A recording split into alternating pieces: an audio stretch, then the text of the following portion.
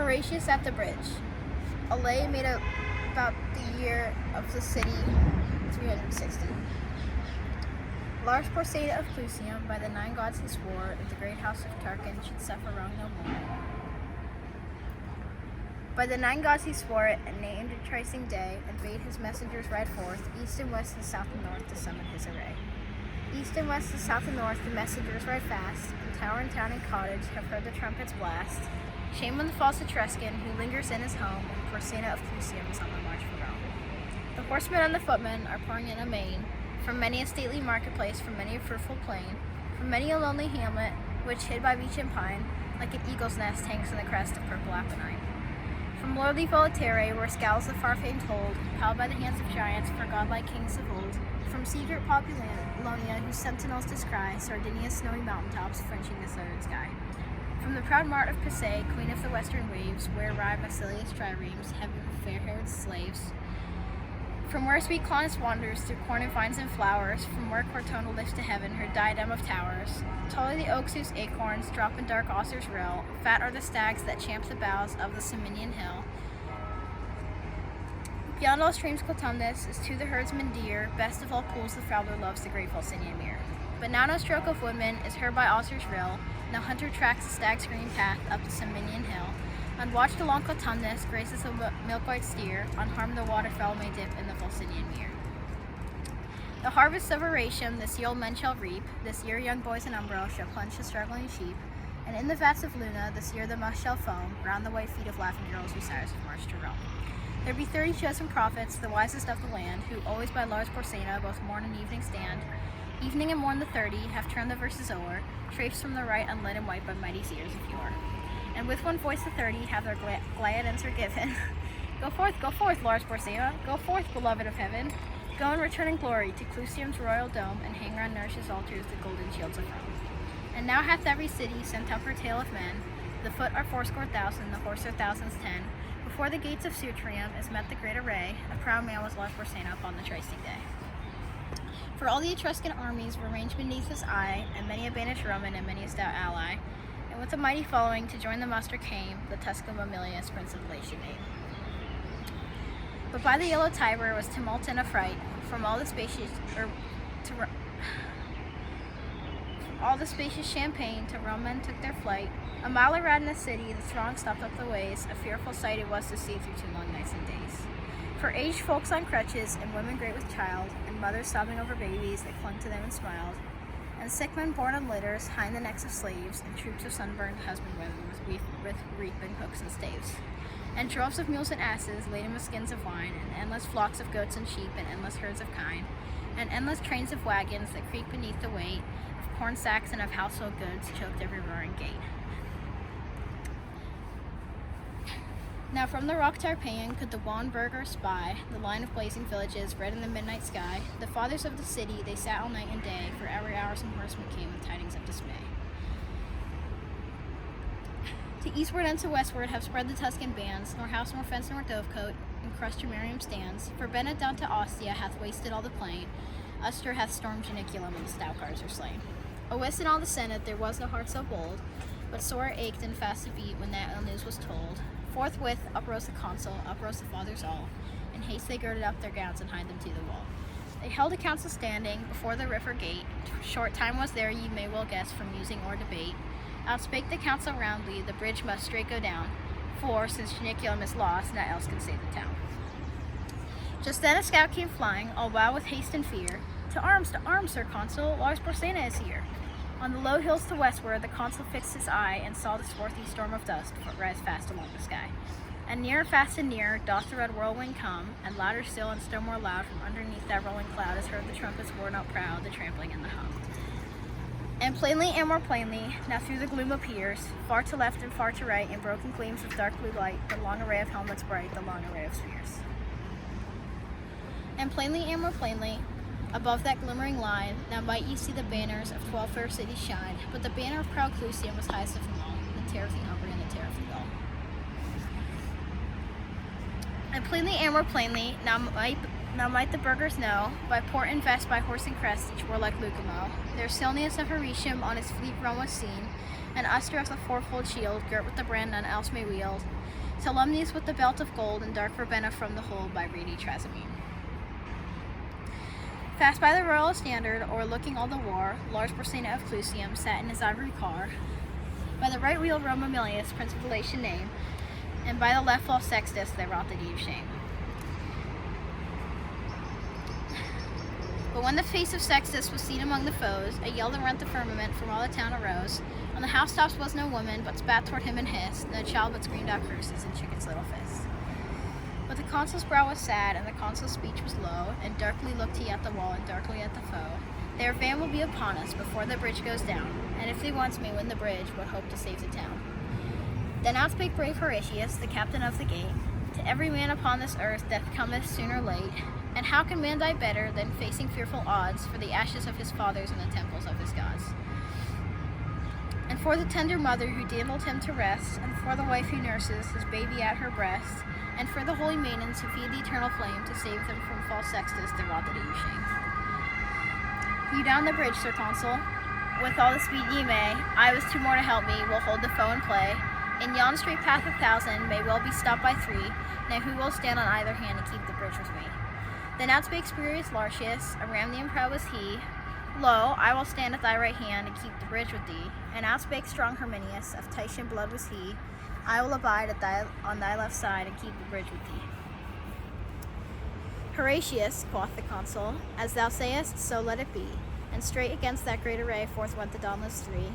For Romans and Rome's quarrel spared neither land nor gold, nor son nor wife nor life in the brave face of old.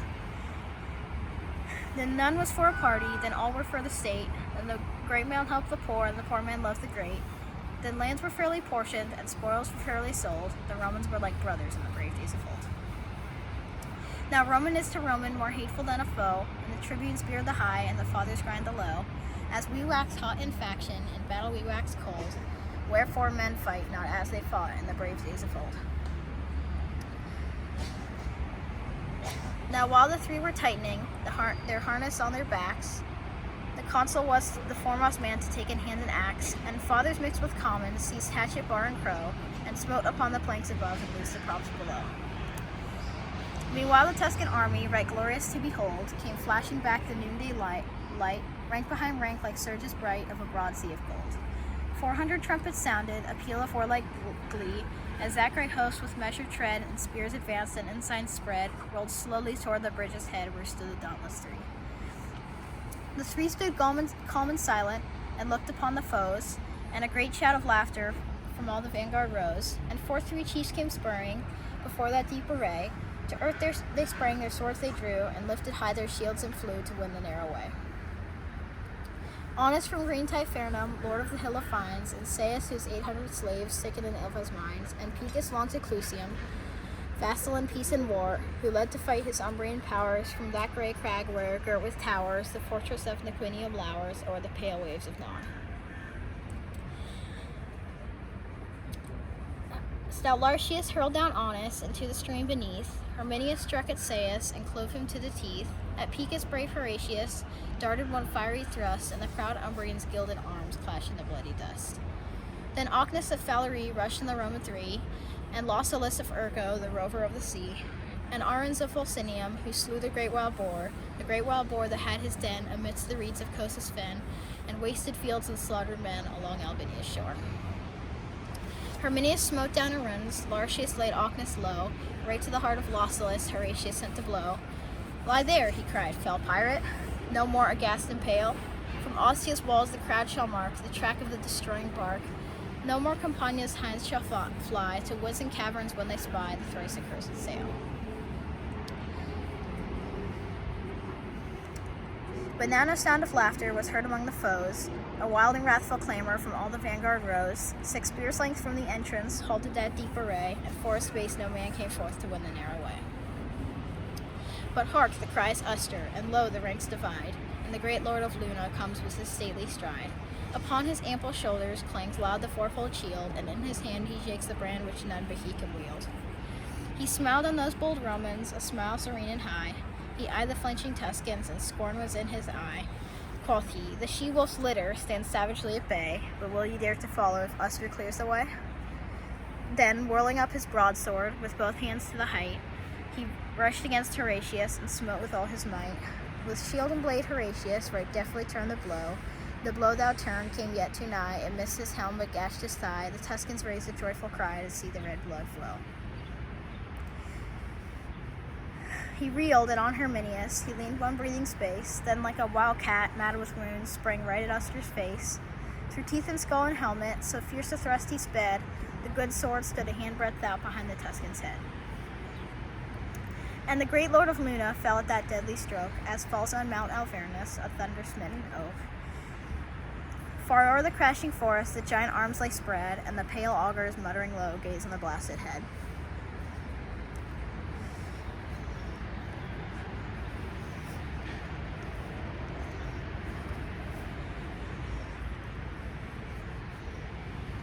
On Usher's throat Horatius right firmly pressed his heel, and thrice and 4 times tugged at mane, ere he wrenched out the steel. And see, he cried, the welcome, fair guest, that waits you here. What noble Lucamo comes next to taste our rum and cheer? But at his haughty challenge, a sullen murmur ran, mingled with wrath and shame and dread, along that glittering van. There lacked not men of prowess, nor men of lordly race, for all Etruria's noblest were around the fatal place. But all Etruria's noblest felt their hearts sink to see, on the earth the bloody corpses, in the path the dauntless 3.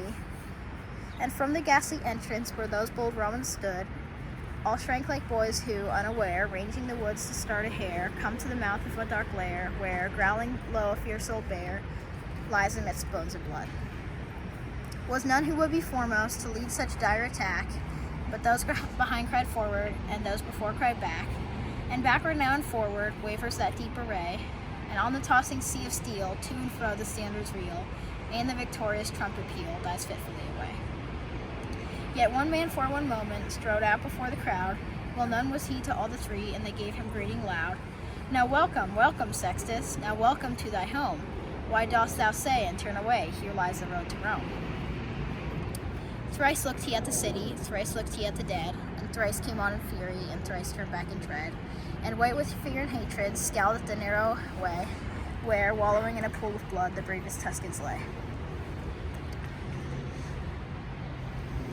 But meanwhile axe and lever have manfully been plied, and now the bridge hangs tottering above the boiling tide.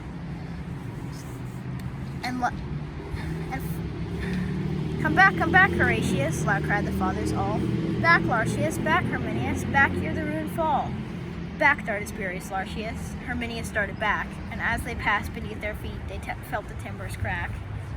But when they turned their faces, and on the farther shore, saw brave Horatius stand alone, they would have crossed once more. But with a crash like thunder, fell every loosened beam, and like a dam the mighty wreck lay right athwart the stream.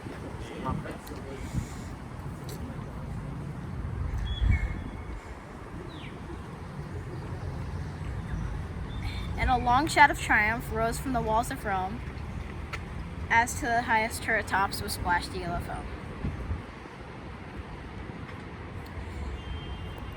And like a horse unbroken, when first he feels the rein, the furious river struggled hard and tossed his tawny mane, and burst the curb and bounded, rejoicing to be free, and whirling down in fierce career, battlement and plank and pier rushed headlong to the sea. Alone stood brave Horatius, but constant still in mind, thrice 30,000 foes before, and the broad flood behind. Down with him, cried false Sextus, a smile on his pale face. Now yield thee, cried Lars Porsena, now yield thee to our grace. Not round turned he as not deigning those craven ranks to see. Not spake he to Lars Porsena, to Sextus not spake he. But he saw in Palatinus the white porch of his home, and he spake to the noble river that rolls by the towers of Rome.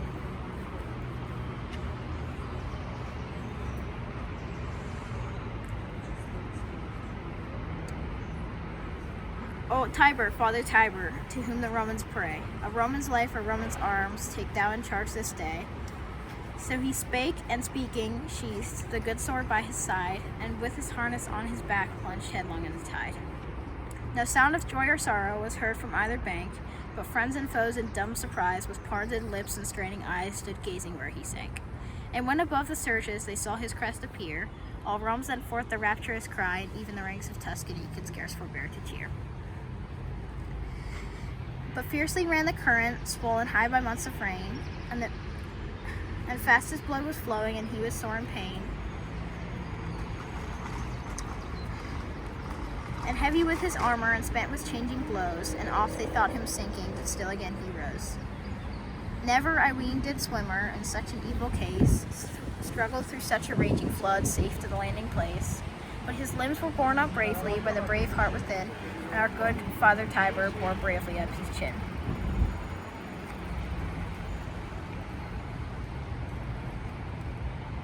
Curse on him, quoth false Sextus, will not the villain drown? But for this day, ere close of day, we should have sacked the town. Heaven help him, quoth Lars Porsena, and bring him safe to shore, for such a gallant feat of arms was never seen before. And now he feels the bottom, now on dry earth he stands, and round him throng the fathers to press his gory hands. And now with shouts and clapping, and noise of weeping loud, he enters through the river gate, borne by the joyous crowd. They gave him of the cornland that was of public right, as much as 2 strong oxen could plow from morn till night. And they made a molten image, and set it up on high, and there it stands unto this day to witness if I lie. It stands in the Comitium, plain for all folk to see, Horatius in his harness, halting upon one knee. And underneath is written, in letters of all gold, how valiantly he kept the bridge in the brave days of old. And still his name sounds stirring unto the men of Rome, as the trumpet blasts it cries to them to charge the Volscian home. And wives still pray to Juno, with boys with heart says bold, for boys with hearts as bold as his who kept the bridge so well in the brave days of old. And in the nights of winter, when the cold north winds blow, and the long howling of the wolves is heard amidst the snow, when round the lonely cottage roars loud the tempest's din, and the good logs of Algidus roar louder yet within. When the oldest cask is opened, and the largest lamp is lit, and the chestnuts glow in the embers, and the kid turns on the spit, when young and old in circle, around the firebrands close, when the girls are weaving baskets and the lads are shaping bows, when the good man mends his armor and trims his helmet's plume, when the good wife's shuttle merrily goes flashing through the loom, with weeping and with laughter, still is the story told, how well Horatius kept the bridge in the brave days of old.